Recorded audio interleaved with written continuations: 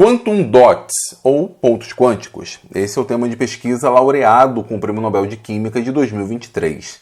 Talvez você nunca tenha ouvido falar em pontos quânticos, muito menos quantum dots. Mas com toda certeza, se você já viu uma TV do tipo QLED, ou mesmo tem uma TV desse tipo, você está diante de algo que foi construído com essa tecnologia.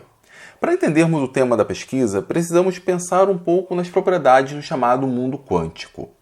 Os materiais macroscópicos têm muitas das suas propriedades associadas ao nível de interação entre as partículas que o formam. Calma, eu exemplifico.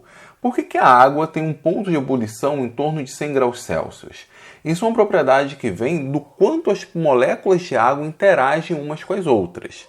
Então, dentro do chamado mundo macroscópico, as moléculas interagem umas com as outras, ou as unidades formadoras daquele material interagem umas com as outras, e as propriedades vêm essencialmente dessas interações.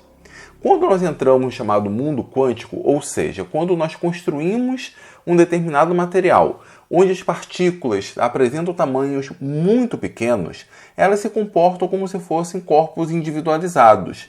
E as propriedades desse material não vêm exatamente da interação de uma partícula com a outra, mas vêm essencialmente do tamanho da partícula. Isso já foi teorizado ainda na década de 30. O problema era construir exatamente um sistema em que as partículas tivessem exatamente essa dimensão.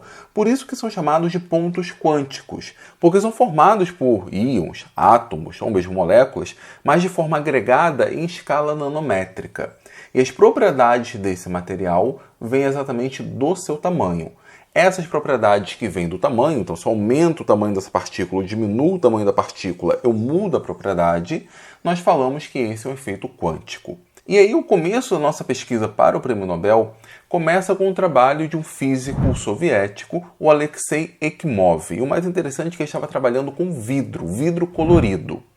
Vidro colorido é uma coisa que já existe há muito tempo. Desde a Idade Média nós temos a construção de vários vitrais e já se sabia que, adicionando um sal específico, uma substância específica, o vidro poderia ter uma coloração ou outra. E aí, dependendo desse sal, poderia ter, por exemplo, um vidro verde, um vidro amarelo, um vidro azul, um vidro vermelho. Isso já se sabia. O que o Ekimov observou foi que a coloração do vidro não dependia apenas da substância em si, mas do tamanho da substância. Então ele começou a trabalhar com o vidro sendo impregnado com cloreto de cobre. Ele percebeu que, a depender do tamanho da partícula, o vidro apresentava coloração distinta. E mais ainda, quanto menor fosse o tamanho da partícula, a princípio, mais azulada seria a faixa de absorção. Isso é um exemplo claro de um fenômeno quântico, onde o tamanho das partículas ali de cloreto de cobre influenciariam na cor. E essa relação com o tamanho, nós podemos pensar, por exemplo, que boa parte das propriedades da substância vem dos seus elétrons, vem de como esses elétrons estão distribuídos ao longo dessas unidades. A mobilidade eletrônica influencia em várias propriedades daquela determinada substância. E aí, se eu tenho um espaço menor, a mobilidade eletrônica torna-se menor. E com isso, eles acabam absorvendo energia numa outra faixa, quando comparado com uma unidade que tenha uma dimensão maior.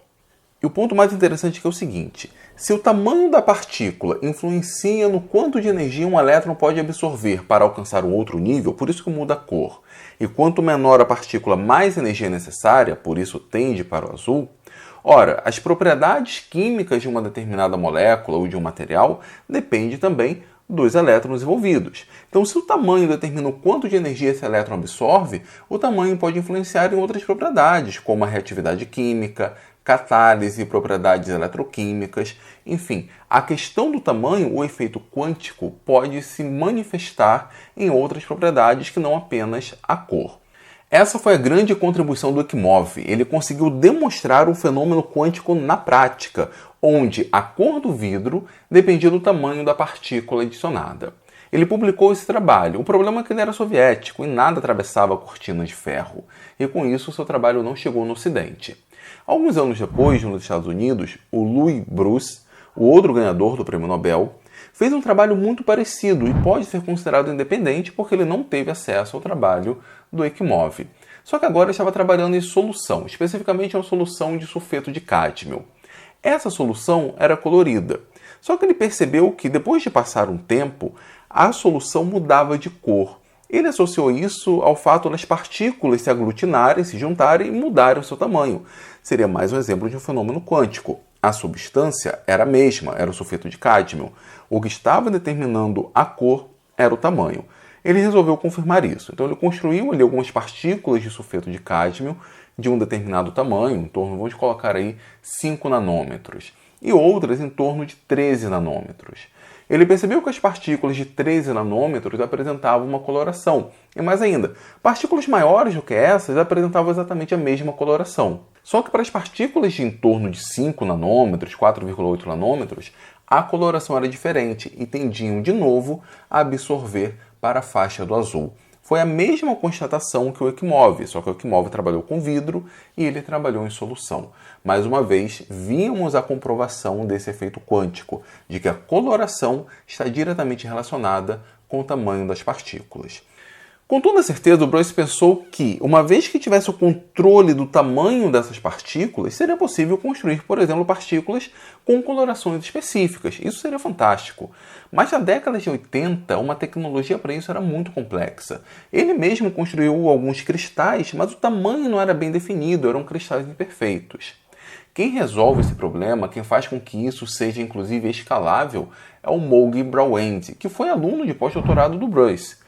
Enquanto ele esteve trabalhando com Bryce, ele teve acesso a essa tecnologia e quando ele se tornou professor do MIT, ele começou a trabalhar focado em tentar construir cristais quânticos, ou seja, cristais onde as partículas teriam um tamanho bem definido, bem específico, de uma forma adequada, criar cristais perfeitos com tamanho previsível.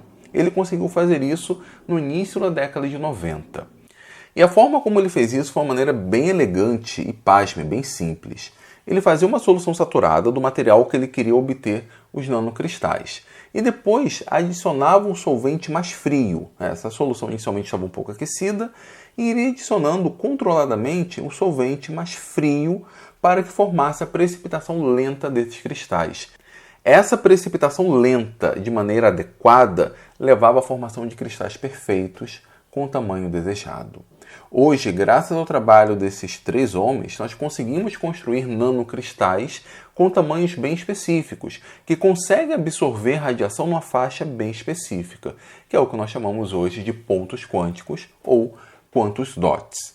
Se eu conseguir construir um nanocristal, um ponto quântico, com tamanho específico, que absorva energia específica e libere uma energia bem específica, eu posso utilizar essa tecnologia, por exemplo, para promover uma reação química, ele atuar como um catalisador. Eu posso utilizar isso como um marcador de tumor, com grande aplicação na medicina. E se eu conseguir construir um ponto quântico que emita na faixa do azul, outro no vermelho, outro no verde, eu tenho as cores primárias. E com isso eu posso construir as TVs de QLED que talvez vocês tenham. Esse é um exemplo de como uma pesquisa iniciada décadas atrás no meio acadêmico conseguiu extrapolar os muros da universidade e chegar até mesmo nas nossas casas. E essa, pessoal, é a minha tradicional homenagem para o Prêmio Nobel de Química, dessa vez para a versão de 2023. Meus parabéns ao Ekimov, ao Bryce e ao Brawend. Pessoal, eu espero que vocês tenham gostado. Se gostaram, por favor, dê o seu like. Isso é muito importante para que o YouTube continue distribuindo os vídeos da Universidade da Química e, infelizmente, ele não tem feito muito isso. Esse não é o primeiro vídeo que eu gravo sobre o Prêmio Nobel de Química. Na verdade, é uma tradição aqui do canal desde 2017. Vou deixar indicado aqui para vocês o Prêmio Nobel de Química de 2022 e de 2021 para vocês entenderem um pouco como funcionou a pesquisa laureada por esse prêmio. Tá bom, pessoal? Conto com o seu like. Se for novo por aqui, se inscreva. Se quiser apoiar a Universidade da Química financeiramente, pense em se tornar um membro.